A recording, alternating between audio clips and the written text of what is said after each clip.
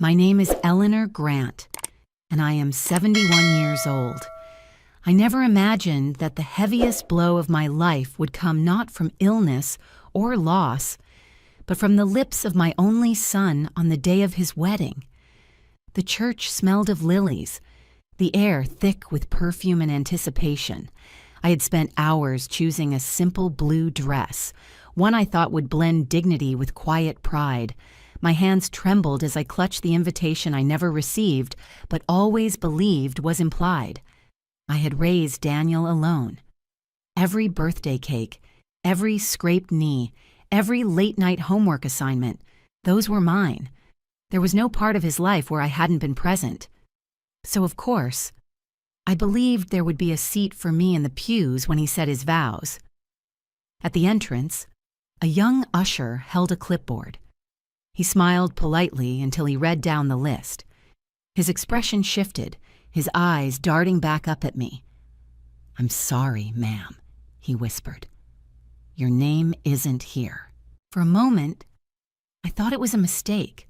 I straightened my back, tried to catch my breath, and whispered back, "Please, check again. I'm his mother." That was when I heard his voice.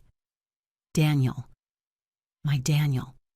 He stepped closer, his tuxedo crisp, his eyes colder than I had ever seen them.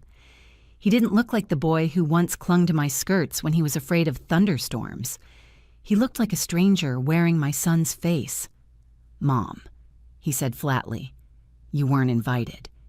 You shouldn't be here." The usher stared at the ground. My cheeks burned. Around us, other guests shifted uncomfortably, pretending not to listen while leaning closer. I wanted to vanish, but I stood frozen, as if the ground itself refused to let me move. I searched his face for some hint of warmth, some spark of the child I had given my life to. There was nothing, only distance, only shame. In that moment, beneath the vaulted ceiling and the stained glass light, I realized something had shifted forever. My son had erased me, not just from his wedding list, but from the picture of his life. And that was the day I decided if he could erase me, I could erase the role of mother I had clung to for too long. I walked back to my car, my heels clicking against the church steps like a drumbeat of humiliation. The whispers followed me down the path, polite murmurs, pitying glances, the kind of looks that slice deeper than any blade. I gripped the steering wheel with both hands once I sat inside, my breath coming short and uneven, as if my lungs had turned against me. For the first few minutes, I could not drive. I just sat there, staring at the bouquet of roses I had bought that morning from the corner florist. Their petals were already wilting in the heat, drooping like my hope. I had imagined handing them to Sophie, his bride, with a smile that said, "I welcome you as my daughter." Instead, they lay on the passenger seat, rejected before they were ever offered. Memories pressed in. The way Daniel used to run to me after school, waving his test scores. The nights I stayed awake to finish double shifts just so he could have new shoes for basketball. Every sacrifice had seemed worth it, every ache in my back redeemed by his laughter, and yet in one sharp sentence, all of it felt undone. I turned the key in the ignition, forcing myself to move, because sitting still felt like surrender. As the car rolled away, I whispered to myself, enough of being invisible. My voice cracked, but in that crack was something new, an edge of steel I hadn't heard before. By the time I reached my apartment, I wasn't just a grieving mother, I was a woman at a crossroads. The humiliation of that day did not only wound me, it woke me. If Daniel and Sophie had chosen to push me aside, I needed to ask myself why I had allowed them so much power in the first place. I laid the roses gently into the trash bin, brushing my palms as though I were dusting off years of unspoken pain. That night, I did not cry myself to sleep. Instead, I pulled out the lockbox from the back of my closet, the one filled with old deeds, mortgage papers, and trust fund statements. I stared at those documents, feeling my pulse steady. If my son thought I was powerless, he had forgotten who I truly was. I spread the papers across my kitchen table as if I were laying out a map of my own history. The apartment was quiet enough to hear the hum of the refrigerator and the tick of the wall clock that had belonged to my mother. The lockbox had slept in that closet for years, but it woke up with me tonight. The deed to Daniel's house with my name in neat black type, the trust statements I had kept private, the letter from the bank acknowledging my guarantor status when he and Sophie insisted on a bigger place than they could afford. I ran my fingertips along the edges, the way I used to trace the curve of Daniel's cheek when he was little. Those documents weren't trophies. They were proof of every night I'd taken a second shift, every time I'd told myself I could live with less so he could have more. I remembered him at 8, feverish and small in his dinosaur pajamas, and me singing to him in the gray half-light before dawn, knowing I'd go directly from his bedside to the cash register and then to the accounting office. I remembered the year tuition leapt and I sold the last piece of my mother's land to cover the gap. I had never brought it up to Daniel. Love, the kind I believed in, didn't keep receipts. The phone lay face down on the table. I flipped it over and opened the contacts I rarely used, the banker who had helped me structure the trust without fanfare, the attorney who had drawn up the co-ownership papers when Daniel wanted the house, the neighbor who chaired the community board where Sophie once angled for introductions. My thumb hovered above each name. I wasn't looking for revenge. I was looking for balance, restoring weight to the side of the scale I had let others empty. I brewed coffee, though it was far too late for it, then sat back down and read the fine print line by line. The terms were clear. My contribution was documented. My rights were not sentimental. They were legal. That realization settled over me like a heavy, tailored coat, warm, structured, impossible to mistake for weakness. When dawn pushed a pale ribbon of light through the blinds, I had a plan. I would start with the bank. I would confirm the notices they were empowered to send. I would inquire, calmly, about options if my portion of support ended. I would not raise my voice. I would not justify my choice. I would simply act. I rinsed the coffee cup, set it carefully in the rack, and glanced once more at the papers. My son had chosen to treat me like a stranger. I would respond as strangers do, with boundaries written in ink. The first time I suspected Sophie's shadow between us, it was over something small. Daniel had always called me on Sunday evenings. Nothing long, just a check-in. How was my garden doing?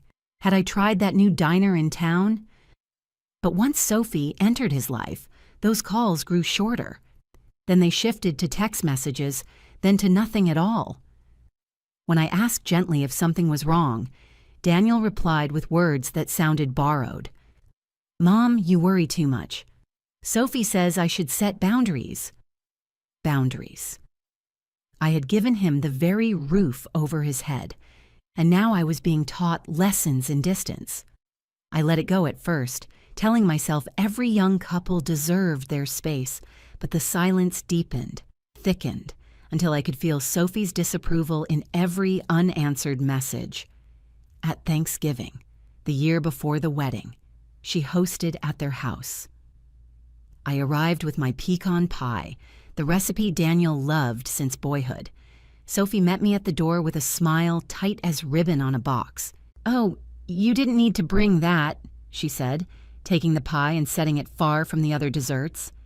Later, I saw it untouched, hidden behind stacks of plates, as though my traditions were something to be cleared away. Daniel seemed oblivious, or maybe he chose to be. He hovered at Sophie's side, laughing at her jokes, barely glancing my way. When I caught his eye across the table and raised my glass in a quiet toast, he looked down instead. The final straw came months later when he told me, in a halting voice, that Sophie thought it might be simpler if I didn't attend certain family events, her words, not his. "She feels you don't fit the image we're building," he admitted, and the shame in his eyes was not for me, but for himself, for letting the truth slip. I walked home that night with my coat collar pulled high against the wind. I replayed every moment I had welcomed Sophie, the birthday gifts, the offers to help with her boutique job, the afternoons I'd invited her to tea, and now I was off-brand, as if love could be marketed, curated, airbrushed. It was no longer about being included or excluded.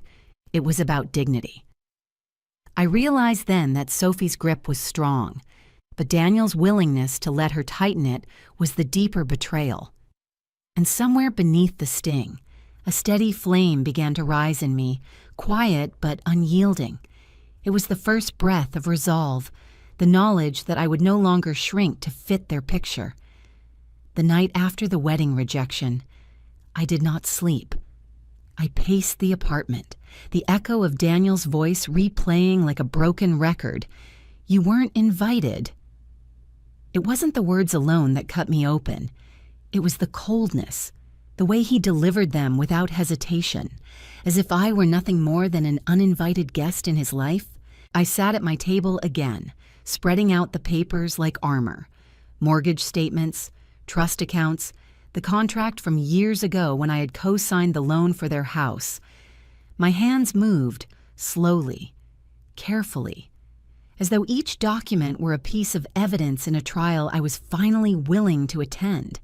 For decades, I had lived as though being a mother meant erasing myself. I wore plain clothes, drove an old car, let promotions pass me by so Daniel could thrive. He had no idea I had investments that grew quietly in the background, or that the quaking little apartment he thought I rented outright was only one piece of what I owned. I had chosen not to flaunt it because love doesn't need applause. But now, I saw the cost of my silence. He thought I was powerless. I whispered to the empty room, "No more." The words startled me, firm and unfamiliar. They tasted like steel on my tongue. By morning, I had called the bank. My tone was polite but steady as I asked what would happen if I withdrew support on the mortgage.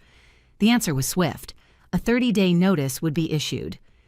Next, I emailed an attorney friend. Not for advice, I already knew my rights, but for confirmation that I had every authority to pull back. He replied within the hour, affirming what I already felt in my bones. I did not tell Daniel. I did not warn Sophie.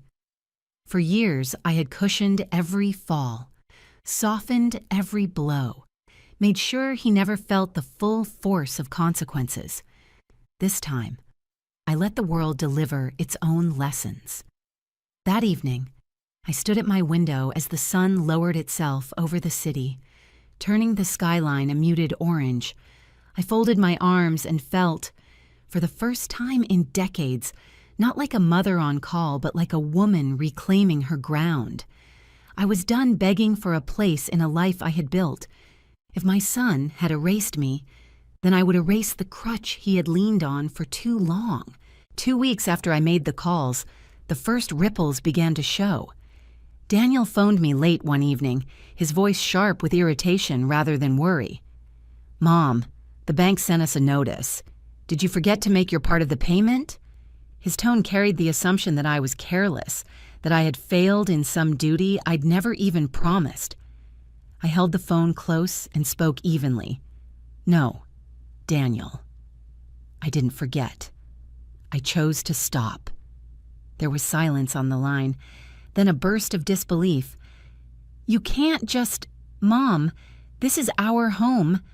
It's also mine," I reminded him, my voice calm but firm. "And I'm no longer willing to carry your burdens when I'm treated as a stranger in return." He sputtered something about Sophie being right, about me never supporting their independence, then hung up. I placed the phone down without trembling. The notice had landed exactly where it needed to, in his hands, without my shield to soften it. A week later, Word reached me through an old colleague that Daniel's company had placed him on a performance review plan. For years, I had kept his position secure, not through favoritism, but through quiet advocacy. I had vouched for him, reminded the board of his potential whenever his numbers slipped. Now, with my silence, his record spoke for itself. Sophie's response was not silence. She took to social media with fury, posting photos of their house and long captions about toxic parents who refused to let go. She painted me as a bitter old woman, jealous of their happiness. Friends forwarded me the posts with raised eyebrows, asking if I'd seen. I answered every one of them with the same line. Yes, thank you. Nothing more. Inside, though, I felt the sting. Not of her lies, I had been called worse by life itself, but of the realization that Daniel clicked like on those posts, as though co-signing the narrative. One Saturday, I passed their house on my way to the market. The lawn was overgrown, the paint beginning to peel on the porch railings. Sophie was outside, talking loudly on her phone, waving her hands in agitation. When she noticed me slowing my step, she shot me a glare so sharp it could have cut glass. I didn't stop. I didn't wave. I simply kept walking, the grocery list in my purse, the sun warm on my shoulders. The house loomed behind me like a monument to choices they had made, choices that were finally circling back. For the first time in years, I felt lighter. It was early spring when I decided to step inside the boutique where Sophie worked. I hadn't planned it. I was walking downtown after a doctor's appointment. And there it was, the glass windows gleaming with mannequins in silk dresses. I almost kept walking, but something in me shifted. For months, Sophie had painted me as a bitter relic. Maybe it was time she saw me not as the caricature she invented, but as myself. The bell above the door chimed as I entered. Inside, the boutique smelled of perfume and pressed fabric. Sophie stood near the register, chatting with two women trying on shoes. Her voice was animated, confident, her laugh loud enough to carry. But when her eyes caught mine, her smile froze. "Can I help you?" she asked, her tone sharp as glass. I let my gaze wander the racks, fingers brushing against soft fabric. "Just looking," I said evenly, though every nerve in her body seemed to bristle at my presence. The two women glanced curiously between us. Sophie raised her chin and stepped closer. "This isn't really your kind of store," she said under her breath, low enough for the customers not to hear. "These prices aren't for everyone." Her words were meant to sting, but I didn't flinch. I pulled a pale scarf from the rack, held it up against the light, and then walked calmly to the counter. From my wallet, I drew out the gold membership card the store itself had mailed me years earlier, back when I still indulged in small luxuries. I placed it on the counter without a word. The cashier's eyes widened. "Of course, Mrs. Grant. Would you like us to gift wrap this?" Sophie's face drained of color. She opened her mouth, then closed it again, caught between disbelief and anger. The two customers whispered to each other, watching the exchange with thinly veiled interest. I smiled gently, sliding the scarf back across the counter. "Not today. I just wanted to see if I still belonged here." The cashier nodded politely, but Sophie stood frozen, humiliated not by anything I shouted, but by the quiet proof that I was not the frail, needy woman she had described online. I turned toward the door, my steps unhurried, my back straight. As I pushed it open, I caught Sophie's reflection in the glass, her eyes following me, burning with the knowledge that her mask had slipped in front of witnesses. The bell chimed again as I stepped into the sunlight, the cool air filling my lungs like victory. The storm broke one Friday night when my phone buzzed with message after message. Friends, neighbors, even women from my church group sent me screenshots. Sophie had posted a long tirade on Facebook, accusing me of being manipulative, of ruining their marriage, of clinging to control like a jealous ex-wife. Her words were venomous, dressed up in hashtags and staged photos of her and Daniel looking strained but united, and right beneath it, Daniel had clicked the little blue thumbs up.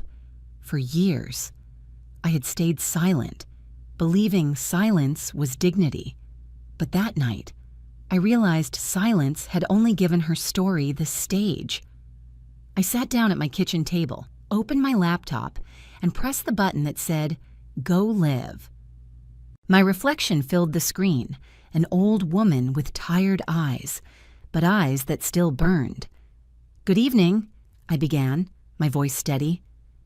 "I don't usually speak on social media, but since my name is being dragged here, it seems only fair to respond in the same place." I reached for the folder beside me and held up a document. "This is the deed to Daniel and Sophie's house. My name is right here, listed as co-owner, because I helped them purchase it when they couldn't afford to.